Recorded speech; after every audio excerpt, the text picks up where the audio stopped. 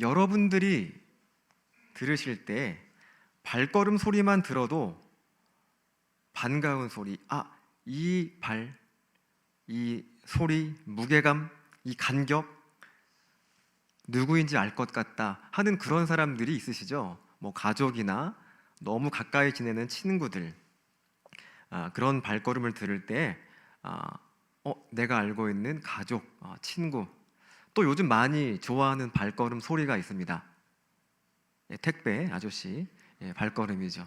기다리고 있는 것도 오늘 밤에 오기로 했고 내일 새벽에 올 건데 조금 빨리 왔습니다. 그러면 그 소리가 너무나 반갑습니다. 왜 그렇습니까? 그 발걸음이 무엇을 가지고 오는지, 무엇을 전달해 주러 오는지, 어떠한 느낌인지, 어떠한 사람인지, 어떠한 관계인지를 내게 알려주기 때문에 그러는 것입니다. 오늘 바울은 말씀을 하죠. 아름답도다 좋은 소식을 전하는 자들의 발이여 라고 합니다. 여러분 발이 아름다운 분 혹시 보신 적 있으십니까? 있을 수도 있습니다. 보통 내 발이 아름답다라고 자랑하시는 분들을 보면 다른 부분이 그렇게 아름답지 않은 경우들이 보통 있습니다. 그렇겠죠. 그만큼 발을 가지고 내세우거나 그런 사람들은 흔치가 않을 것입니다. 상식적으로 발이 아름답다,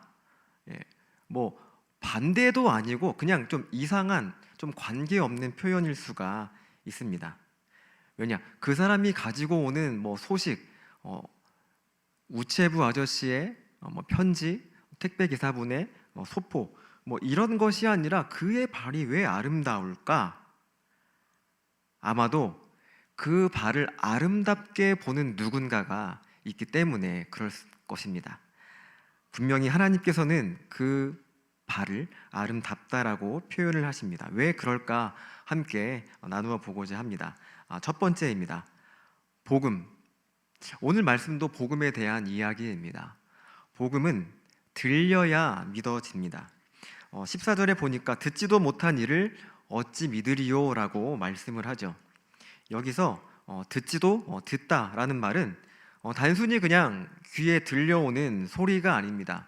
흔히 우리가 그냥 공부할 때 이야기하듯이 사람의 말과 그냥 여러 가지 소리들, 이런 것들이 있죠. 소리와 자연에 들려오는 소리들. 그런데 사람이 말하는 것은 전혀 다릅니다. 의미를 담고 있기 때문에 그런 것입니다.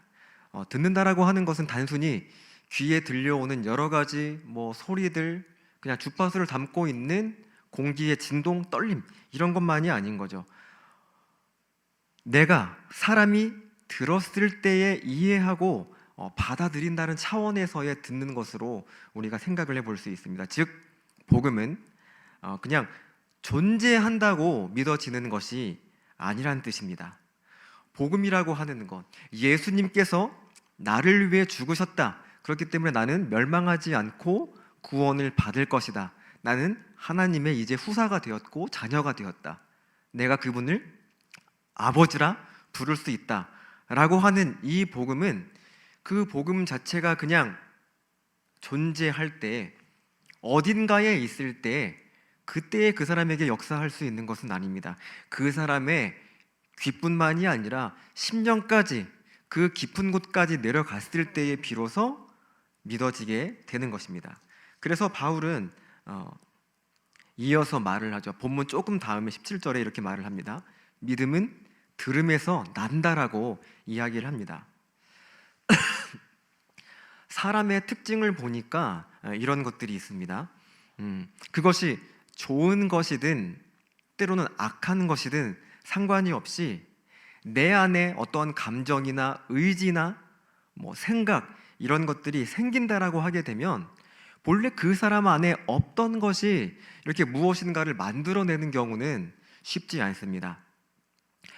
대체로 외부에 있는 것들이 내 안에 들어왔을 때의 변화를 일으키죠. 오늘 본문과는 아마도 정반대에 속하는 표현을 보게 되면 사도 요한이 한 말 중에 안목의 정욕이라는 표현이 있습니다. 눈, 안목, 눈으로 보았을 때 특정 사람이나 대상물을 보고 그것을 눈을 통해 들어왔을 때 내 안에 욕망이 생기는 것입니다. 본래 이 안에 있던 게 아니죠. 보았을 때 생깁니다. 사람의 원리가 그렇습니다. 마찬가지입니다. 복음은 이미 있는데 그 복음이 내 안에 들려올 때야 비로소 내 안에 믿음이라고 하는 것이 생겨날 수가 있습니다. 귀를 통해 들어왔을 때에 나의 마음, 생각, 넘어서서 의지까지도 영향을 주어서 내 안에 그것이 자리 잡히고 믿음으로 바뀌게 되는 것입니다. 질문 드리겠습니다. 여러분들께서 지금 예수님을 믿고 있는데 이렇게 믿게 된 이유가 무엇입니까? 질문을 바꾸어 드려볼게요. 누구 때문입니까? 누구 때문에 믿으셨죠? 아마 분명히 다들 거의 다 아실 것입니다. 누군가를 통해서 들었습니다. 동의하십니까? 네, 누군가를 통해서 들었습니다. 부모님 또는 친구 또는 목회자 또는 지나가다가 우연히 만난 전도자, 이럴 수 있습니다. 결론은 누군가가 내게 말하지 않으면 반대로 저기 있는 저 사람, 내가 품은 태신자이든 누군지 그 사람이 믿으려면 누군가 가서 말을 해주지 않으면 절대로 믿을 수가 없습니다. 그 사람의 귀에 들려올 때에 비로소 믿을 수가 있는 것입니다. 이제 이 일을 생각을 할 때, 전도 생각을 할 때 충분히 이렇게 생각할 수 있습니다. 굳이 내가 말하지 않아도 언젠가는 그 사람이 알게 되지 않을까? 그 사람이 구원받을 사람이면 하나님께서 어떻게든 해주실 텐데 나 아니라도 누군가 하겠지, 이렇게 생각을 할 수 있습니다. 아닙니다. 복음은 전달되지 않으면 도달하지 않습니다. 두 번째입니다. 복음은 전해져야 들을 수 있습니다. 앞에 했던 말씀과 비슷해 보일 수 있지만 조금 더 깊어집니다. 전파하는 자가 없이 어찌 들으리요? 우리가 방금 전에 드린 말씀에서는 그 사람에게 들린다라고 하는 데 초점이 있습니다. 지금 이제 보고자 하는 것은 그 사람에게 들리기 위해서 누군가가 전달을 해야 한다라고 하는 것입니다. 놀라운 사실이 하나 있죠. 하나님께서 위대하시고 무엇이든 다 하실 수 있는데 심지어 악한, 도저히 바뀔 것 같지 않은 사람들도 그냥 일순간에 그분의 뜻을 따라서 바꾸어 버리시는 분이 바로 하나님이신데 왜 하나님은 나를 보내실까? 하나님은 복음을 직접 전달하지 않으십니다. 거의 그런 경우는 없죠. 대부분은 사람을 보내어서 사자를 보내시고 그의 종을 보내시고 선지자를 보내어서 또 그냥 그의 백성 누구에게든 말씀하셔서 전달을 하게 하시는 것입니다. 하나님은 사람을 통해서 복음을 전달하십니다. 이제 이런 일들을 생각을 할 때 좀 우리가 약간 고무되는 마음에 내가 하나님의 일, 그 위대한 구원의 역사에 참여한다라고 생각을 할 수도 있습니다. 그런 말들을 하는 경우들도 있습니다. 사실 그런데 이거를 그렇게 거창하게 말할 것도 없습니다. 오히려 거기에다가 내가 하나님의 일에 참여한다, 함께한다 너무 강조를 해버리면 거기에서 오해가 되거나 조금 문제를 만들어 버릴 수도 있습니다. 단지 하나님은 나를 보내어서 내가 무엇 하는지를 보기를 원하신다, 이렇게 생각하시는 게 더 좋습니다. 창조 때를 잠깐 가서 생각을 해볼게요. 하나님께서 창조하신 다음에 사람들에게 그때 있던 아담이나 지금 우리나 다른 조건은 아닙니다. 하나님은 사람한테 원하시는 게 있는데 특별히 보기를 원하시는 게 있습니다. 아담한테 원하시는 게 뭐였죠? 창조된 세계에서 아담이 그가 명령받은 것대로 어떻게 경작하고 다스리고 번성하는지, 그거를 하나님은 보기를 원하셨고 자신이 만든 짐승들을 이끌어와서 아담이 어떻게 이름을 짓나 보려고 하셨습니다. 왜냐하면 하나님을 닮아서 만든 존재들이기 때문에 그런 것입니다.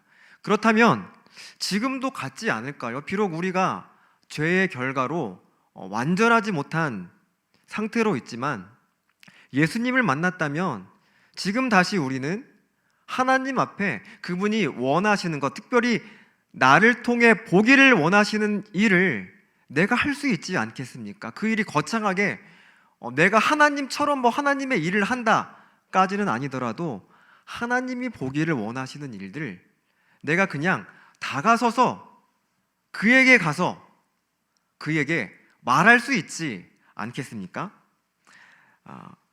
이어서 바울은 말씀합니다. 보내심을 받지 아니하였으면 어찌 전파하리요? 네, 우리를 주님의 사람들을 보내심을 받은 자라고 표현을 합니다. 지칭을 합니다. 그렇게 하면서 우리가 누구라도 보냄을 받은 자로서 달려갈 수 있도록, 나아갈 수 있도록, 그에게 찾아갈 수 있도록, 말할 수 있도록 그 근거를 확실하게 말해 주시는 것입니다. 이 말씀은 이사야 52장 7절 말씀을 인용하는 거죠. 좋은 소식을 전하며 평화를 공포하며 복된 좋은 소식을 가져오며 구원을 공포하며 시온을 향하여 이르기를 내 하나님이 통치하신다 하는 자의 산을 넘는 발이 어찌 그리 아름다운가. 네, 원래 인용했던 이사야 말씀을 보니까 이 다가서는 이 발이 쉬운 것만은 아니겠죠. 산을 넘어야 한다고 말씀을 하십니다. 네, 지금 우리가 느끼고 있는 감정이 다가서기만 하려고 하여도 산을 넘어야 될 것 같은, 내가 지금까지 넘어왔던 수많은 산들이 뒤에 있는데 지금 상대방을 바라보니까 웬걸 상당히 높은 산을 또 넘어야만 할 것 같기에 우린 주저할 수 있습니다. 그러나 분명히 하나님은 말씀하십니다. 가서 전하기만 하여라 라고 말씀을 하시죠. 그렇게 했을 때 그 발을 아름답다라고 말씀하고 있는 것입니다. 예, 우리는 다 경험적으로 알고 있습니다. 전도가 쉬우신가요? 네, 어렵습니다. 거절당할까봐, 그에게 부담을 줄까봐, 그것이 그 사람과 나와의 관계가 안 좋게 변하여서 어색해질까봐, 또 여러 가지 생각으로 부담스럽고 나중에 말해봐야지, 이런 마음에 자꾸 피하게 되는 것입니다. 내가 말하지 않으면 그 사람은 누구에게 들을까요? 그 한 사람을 인도할 때 하나님이 사용하시는 사람이 몇 명일까요? 다를 수 있을 것입니다. 사람마다. 그러나 지금 내게 그 마음을 주셨다면 내가 보내심을 받은 사람이기 때문에 지금 나아가서 그에게 전해야 하는 것입니다. 내가 가지 않는다면 그 사람에게 도달할 수 있는 발걸음은 있지 않습니다. 우리가 기대하는 택배기사 아저씨의 발걸음, 사랑하는 가족들의 발걸음 같은 그런 소리를 그 사람은 들을 수조차가 없게 되는 것입니다. 다만 이것을, 복음을 가지고 가는 내가 생각할 때에 지금 나의 이 행동, 이 발걸음, 이 소리는 상대방이 듣기 싫겠지라고 하는 내 생각이 있는 것입니다. 그러나 분명히 하나님은 복된 것이라고 말씀을 하십니다. 이제 마지막 세 번째입니다. 그래서 그 발은 아름답습니다. 15절에 아름답도다 좋은 소식을 전하는 자들의 발이여. 네, 여기서 아름답다라고 하는 말은 짐작하시겠지만 그냥 외형적인 아름다움이 아닙니다. 하나님 보시기에 가장 가치가 있고 가장 적절한, 합당한 그런 모습을 갖춘 상태, 그것을 말하는 것입니다. 흔히 우리가 그냥 일상적인 용어를 대화를 할 때에도 사람이 자기 자리에 있는 그 모습이 아름답다, 자기의 역할을 감당할 때, 또 물건도 제 위치에 있을 때, 제 역할을 할 때에 귀하다, 이런 표현들 보통 많이 하시죠. 그냥 그런 의미에서 우리가 유사하게 받아들일 수 있습니다. 아름답다라고 하는 것은 하나님께서 나를 내가 있어야 할, 내가 가야 할, 도달해야 될 위치에 있을 때에 아름답다라고 말씀하시는 것입니다. 우리는 사실 발을 그렇게 중요하게 생각하지 않는 경향들이 있습니다. 더럽고 또 그 발은 피곤할 때 가장 피로를 빨리 느끼는 부분이고, 또 그렇게 귀하지 않기 때문에 할 수 있다면 그냥 몸 중에서 가리는 것이 좋겠죠. 좋은 신발로 이렇게. 그런데 하나님은 그 발을 보고자 합니다. 내 발을 보고자 하고, 내가 기대감을 가지고 또는 두려움을 가지고 긴장 가운데에서 갈지라도 뚜벅뚜벅 한 발 한 발 나가는 그 발소리, 그 발을 보고자 하는 것입니다. 왜냐하면 그 발에 생명을 살리는 복음을 가지고 나가고 있기 때문에 그런 것입니다. 마지막까지도 나를 붙들고 가지 못하게 주저앉히려고 하는 소리들이 있죠. 나는 말을 잘 못해. 전도는 너무 부담스러워. 이번에 또 거절당하면 어떻게 해? 제가 화요일마다 우리 전도부 모임을 할 때 권사님들 있습니다. 그분들은 어떤 사람에게는 30년, 40년, 50년 동안 변함없이 가서 말하고 권하고 기도하는 분들이십니다. 그렇게 할지라도 30년을 해도 두려울 수 있고 어려울 수 있습니다. 그렇지만 그 길을 내가 가야 되기 때문에, 그 사람에게는 다른 누구도 아닌 내가 가는 것이 맞기 때문에 그 길을 가고 있는 것입니다. 아시겠지만 하나님은 결과를 우리한테 찾으려고 하지 않으세요. 달란트 비유에서의 남겨진 달란트는 얼마만큼 이문을 냈기 때문에 가치가 있는 것이 아니라 충성되게 주인의 말대로 했기 때문에, 걸어갔기 때문에, 도달했기 때문에 인정을 받는 것입니다. 하나님은 발걸음 자체를 보시는 것입니다. 이게 바로 전도의 기준이고, 전도에 있어서는 성공의 기준이 누구를 데려왔다, 행축 당일에 몇 명이 왔다 하는 것이 아니라, 비록 그가 이번에 오지 못할지라도 내가 결심을 하고 그에게 다가서서 그의 귀에 내 발소리를 들려주었다라고 하는 데에 큰 의미가 있는 것입니다. 여러분, 복음은 어떻게 해야 믿어집니까? 들려야 믿어집니다. 그리고 그가 들으려면 어떻게 해야 들리죠? 맞습니다. 전파해야 됩니다. 다가가야 합니다. 그래서 하나님은 전파하러 가는 우리의 발을 아름답다고 하셨습니다. 그 사람을 만나서 손을 맞잡고 복음을 딱 넘겨주었을 때 그때 비로소 아름답다라고 하지 않으셨고요. 복음 들고 산을 넘는 자들의 발, 가고 있는 자들의 발을 보면서 이미 아름답다라고 하시는 분이 우리의 하나님이십니다. 그분이 그렇게 보신 수많은 발들을 통해서 지금 우리가 이 자리에 있는 것입니다. 어쩌면 우리는 지금 그 가운데 적지 않은 수의 발소리들은 기억도 못할 수도 있습니다.